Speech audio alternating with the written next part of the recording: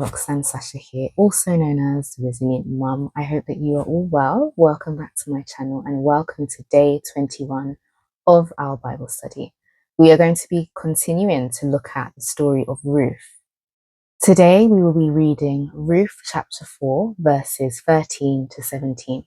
So Boaz took Ruth, and she was his wife, and when he went in unto her, the Lord gave her conception, and she bare a son. And the women said unto Naomi, Blessed be the Lord, which have not left thee this day without a kinsman, that his name may be famous in Israel, and he shall be unto thee a restorer of thy life, a nourisher of fine old age. For thy daughter-in-law, which loveth thee, which is better to thee than 7 sons, have borne him. And Naomi took the child and laid it in her bosom, and became nurse unto it. Verse 17 and last. And the women, her neighbours, gave it a name, saying, There is a son born to Naomi, and they called his name Obed. He is the father of Jesse, the father of David. Amen. I have been saying repeatedly that God is a restorer of all manner of things. He restores time, he restores relationships, he restores everything. When you trust him, he will do wonders in your life. We have skipped a few chapters, but as I said in the other studies prior to this one, I've encouraged you to look through the chapters to read more of the stories and the other chapters that I have not picked for this particular Bible study so that you can have more context of the story. Ruth met Boaz, who then became her kinsman redeemer and essentially her husband. She then had a child called Obed.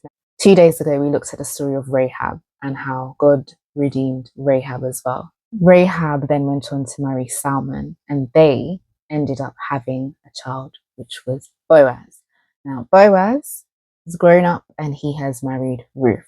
In verse 15, the women speaking to Naomi states that Ruth is far better than 7 sons. Having male children, especially in some cultures as well, is very, very important. But to say that Ruth as the daughter-in-law is better to her than having 7 sons, it's like saying she could have all the riches in the world, but still Ruth would be the best thing for her. There's been so much outpour of blessings from heaven upon Ruth, which in turn restored Naomi's faith and brought her back to God, because God redeemed her. God made up for all of the lost time. This story highlights again how the people you surround yourself with can be of benefit to yourself, and you can also be of benefit to them. We are not to use people, no. We are to help people where we can. Ruth's purpose in this story, as we have just read, was to help Naomi to find her faith again. It was also her obedience and her faith, her trust, her willingness to denounce her God, whom her people served, and to follow the King of Kings, that led her to a brighter future. Ruth lost her husband as well, so she was still mourning. But again, Naomi lost her sons and she lost her husband, so she was also mourning too. It's not to compare their pain and say that Naomi's pain was greater because she lost her sons and her husband. It's basically to say that they were both mourning, but Ruth did not leave Naomi's side. Even to the end, she remained by Naomi's side, which showed an extremely significant amount of loyalty. Loyalty is a very important trait to possess.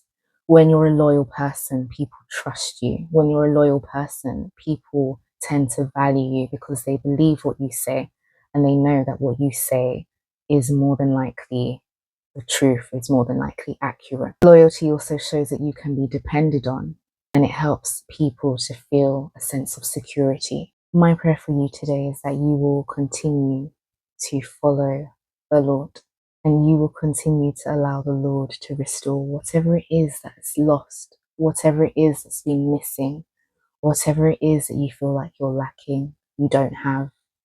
I pray that you give it all to God, because we know that he is more than able. He is able to do exceedingly and abundantly more than we can think or even imagine.